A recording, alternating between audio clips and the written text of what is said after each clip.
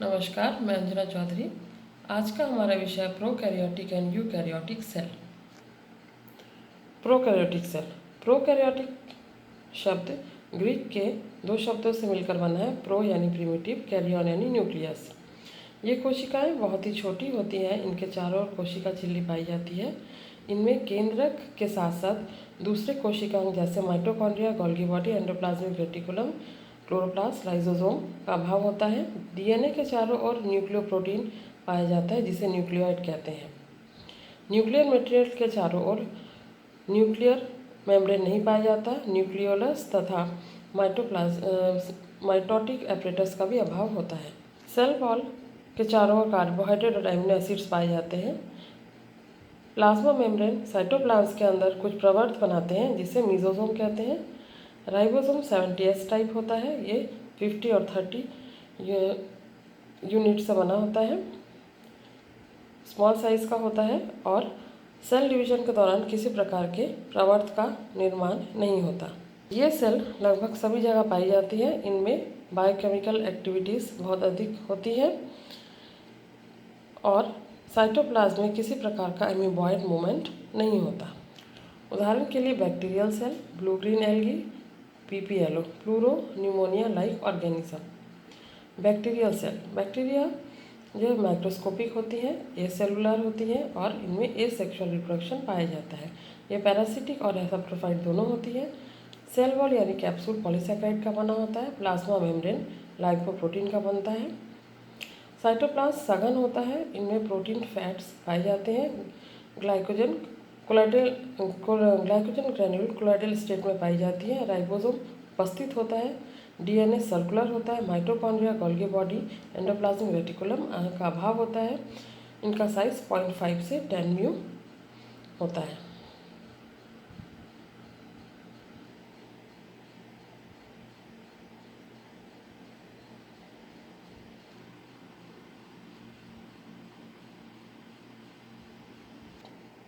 तीसरा प्रकार है पीपीएलओ। ये बहुत छोटी कोशिकाएं होती हैं। इनके साइटोप्लाज्म यानी कि कोशिका द्रव में प्रोटीन के संश्लेषण के लिए एंजाइम्स पाए जाते हैं। इनमें एनाएरोबिक रेस्पिरेशन होता है और एनर्जी का प्रोडक्शन शुगर के रिडक्शन से होता है।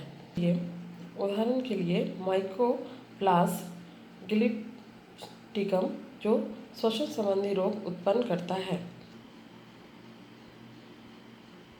अब हम आते हैं यूकैरियोटिक सेल की ओर। यूकैरियोटिक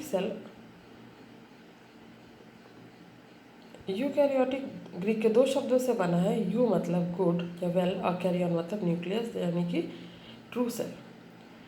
ये कंप्लीट सेल की परिभाषा को बताते हैं। इनके चारों ओर वेल डेवलप सेल मेम्ब्रेन पाया जाता है और प्लांट सेल होते हैं उनके सेल मेम्ब्रेन के बाहर सेल वॉल भी पाया जाता है। सेल के बीचों बीच में न्यूक्लियस पाया जाता है। न्यूक्लियस में डीएनए और क्रोमैटिक मटेरियल्स पाए जाते हैं। न्यूक्लियस चारों ओर न्यूक्लियर मेम्ब्रेन से घिरा होता है। इसके अलावा दूसरे कोशिकांग जैसे कि Golgi body, mitochondria, endoplasmic reticulum, chloroplast, lysosome ये पाए जाते हैं। ये सारे साइटोप्लाज्म के अंदर उपस्थित रहते हैं।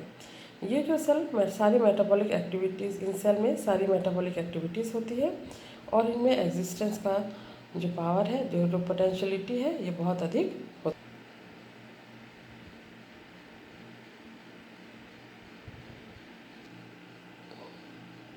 कुछ महत्वपूर्ण बिंदुओं को फिर से दोहरा लें। प्रोकैरियोट्स,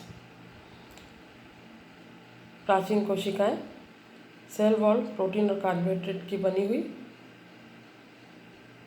कोशिकाओं का अभाव, राइबोसोम 70S 50 और 30S से बनी हुई, न्यूक्लियस का अभाव, न्यूक्लियर मटेरियल साइटोप्लाज्म में चारों ओर पाई जाती है क्योंकि इनके चारों ओर न्यूक्लियर मेम्ब्रेन नहीं रहता।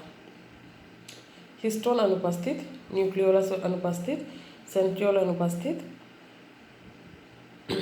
माइटोटिक डिवीजन, एमाइटोसिस के द्वारा किसी भी प्रकार के स्पिंडल फाइबर का निर्माण नहीं होता।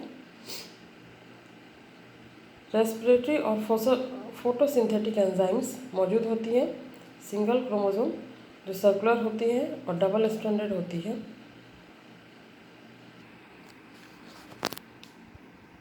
Eukaryotes well developed cell,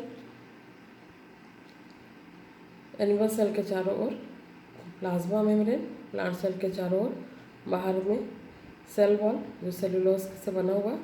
cytoplasm में सभी प्रकार के ऑर्गेनेल्स पाए जाते हैं। राइबोसोम 80S, 60S और 40S से बना हुआ। न्यूक्लियस के चारों ओर न्यूक्लियर मेम्ब्रेन पाया जाता है। न्यूक्लियर मटेरियल न्यूक्लियस के अंदर पाया जाता है। हिस्टोन क्रोमैटिन मटेरियल उपस्थित, न्यूक्लियोलस और सेंट्रियोल उपस्थित। सेल डिवीजन माइटोसिस मियोसिस के द्वारा और स्पिंडल फाइबर बनता है।